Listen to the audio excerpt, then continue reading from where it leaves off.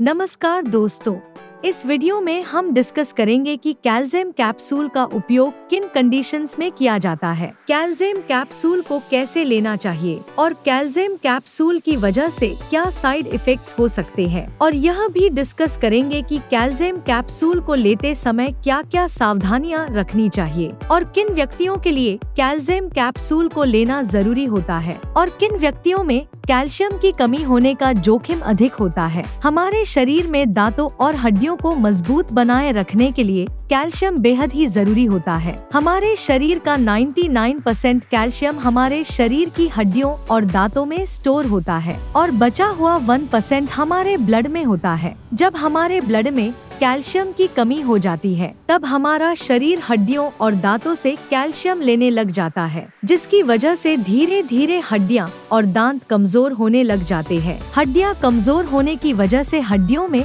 हल्की सी चोट या गिरने की वजह से भी फ्रैक्चर हो सकता है। कैल्शियम की कमी की वजह से दांतों की जड़ें कमजोर हो जाती है और दांत भंगुर होकर टूटने लगते हैं और छोटे बच्चों में कैल्शियम की कमी होने पर उनके दांतों को निकलने में देरी हो सकती है या लंबा समय लग सकता है। बच्चों में कैल्शियम की कमी लंबे समय तक रहने पर उनकी हाइट भी कम रह सकती है। कैल्शियम की कमी की वजह से बच्चों में रिकेट्स हो सकता है और 19 साल से अधिक उम्र के व्यक्तियों में ऑस्टियोमलेशिया और ओस्टियोपोरोसिस होने का रिस्क अधिक हो जाता है। ओस्टियोपोरोसिस एक हड्डियों का रोग है जिसमें हड्डियां बहुत ही कमजोर व अंदर से खोखली हो जाती है, जिसकी वजह से हड्डियों में हल्की सी चोट या गिरने की वजह से भी फ्रैक्चर हो सकता है। शरीर में कैल्शियम की कमी होने पर शरीर की हड्डियों और जोड़ों में दर्द रहने की समस्या भी हो सकती है। कैल्शियम के साथ विटामिन डी भी लेना जरूरी होता है। शरीर में विटामिन डी की कमी होने पर भी कैल्शियम की कमी हो सकती है, क्योंकि विटामिन डी शरीर में कैल्शियम के अवशोषण में मदद करता है और शरीर में विटामिन डी की कमी होने पर शरीर भोजन से कैल्शियम का अवशोषण अच्छी तरह से नहीं कर पाता है, जिसकी वजह से शरीर में कैल्शियम की कमी हो सकती है। अगर आप कैल्शियम की कमी को पूरा करने के लिए अकेले कैल्शियम के सप्लीमेंट्स ले रहे हैं, तो ऐसी स्थिति में आपके द्वारा लिए जाने वाले कैल्शियम के सप्लीमेंट्स बेकार है, क्योंकि विटामिन डी के बिना आपके शरीर में कैल्शियम का अवशोषण नहीं होगा और आपके द्वारा लिए जाने वाले कैल्शियम के सप्लीमेंट्स पेशाब के जरिए शरीर से बाहर निकल जाएंगे। इसलिए कैल्शियम और विटामिन डी को एक साथ लेना जरूरी होता है। कैल्शियम कैप्सूल में कैल्शियम के साथ साथ विटामिन डी भी होता है, इसलिए आपको विटामिन डी के सप्लीमेंट्स अलग से लेने की जरूरत नहीं होती है। दोस्तों, अगर आपको वीडियो पसंद आ रहा है तो कृपया वीडियो को लाइक करना व चैनल को सब्सक्राइब करना न भूलें। अब हम डिस्कस करेंगे कि कैल्शियम कैप्सूल का उपयोग किन कंडीशंस में किया जाता है। कैल्शियम कैप्सूल का उपयोग शरीर में कैल्शियम की कमी होने पर, हड्डियों में फ्रैक्चर होने पर, रूमेटॉइड अर्थराइटिस और ऑस्टियोआर्थराइटिस होने पर, शरीर के जोड़ों, हड्डियों व मांसपेशियों में दर्द होने पर, न्यूरोपैथिक दर्द होने पर यानी नसों का दर्द होने पर, डायबिटिक न्यूरोपैथी होने पर, गर्भवती महिलाओं और स्तनपान करा रही महिलाओं के लिए ऑस्टियोपोरोसिस होने पर, ऑस्टियोमलेशिया या रिकेट्स होने पर, शरीर में न्यूट्रिशन की कमी होने पर, शरीर में दांतों, जोड़ों और हड्डियों को स्वस्थ बनाए रखने के लिए, और जो व्यक्ति मिर्गी या दौरों की दवाइयाँ ले रहे हैं जैसे फेनोबारबिटल फेनिटोइन, उन व्यक्तियों को भी डॉक्टर कैल्शियम कैप्सूल को लेने की सलाह दे सकता है। अब हम डिस्कस करेंगे कि किन व्यक्तियों में कैल्शियम की कमी होने का जोखिम अधिक होता है और किन व्यक्तियों को कैल्शियम कैप्सूल को लेने की जरूरत पड़ सकती है। जो व्यक्ति शुद्ध शाकाहारी डाइट लेते हैं और दूध, दही जैसे डेयरी प्रोडक्ट्स का सेवन बहुत कम मात्रा में करते हैं, ऐसे व्यक्तियों में कैल्शियम की कमी होने का जोखिम अधिक होता है। इसलिए ऐसे व्यक्तियों को कैल्शियम कैप्सूल को लेने की जरूरत पड़ सकती है। महिलाओं में मेनोपॉज के बाद एस्ट्रोजन हार्मोन का प्रोडक्शन कम हो जाता है, जिसकी वजह से महिलाओं में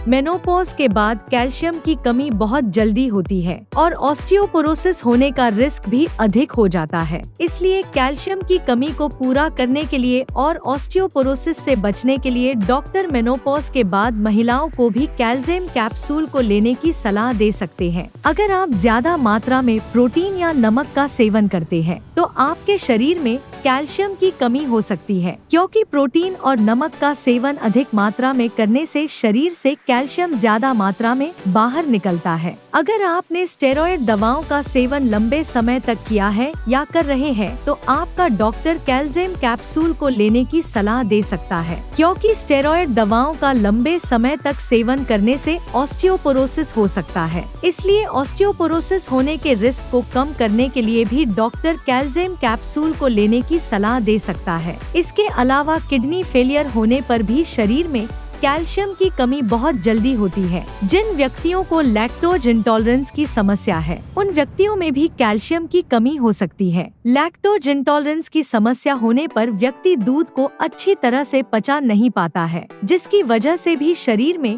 कैल्शियम की कमी हो सकती है। अगर किसी व्यक्ति को दूध को पीने के बाद पेट में दर्द, पेट में गैस, पेट में भारीपन, दस्त या स्टूल के अंदर फैट आती है, तो ये लक्षण लैक्टोज इंटॉलरेंस के हो सकते हैं। अब हम डिस्कस करेंगे कि कैल्शियम कैप्सूल को कैसे लेना रेकमेंडेड होता है। कैल्शियम कैप्सूल को खाना खाने के बाद लेना रेकमेंडेड होता है। कैल्शियम कैप्सूल को आप हल्के गर्म दूध या हल्के गर्म पानी के साथ ले सकते हैं। आमतौर पर 18 साल से अधिक उम्र के ज्यादातर व्यक्तियों को डॉक्टर कैल्शियम कैप्सूल को दिन में एक ही बार लेने की सलाह देते हैं। कैल्शियम कैप्सूल की डोज उम्र, शरीर के वजन और बीमारी की गंभीरता के आधार पर कुछ व्यक्तियों में इससे अलग भी हो सकती है। इसलिए आपको कैल्शियम कैप्सूल को आपके डॉक्टर द्वारा बताई गई डोज में ही लेना चाहिए। कैल्शियम कैप्सूल को कितने समय तक लेना चाहिए, यह उम्र और बीमारी की गंभीरता के आधार पर सभी व्यक्तियों में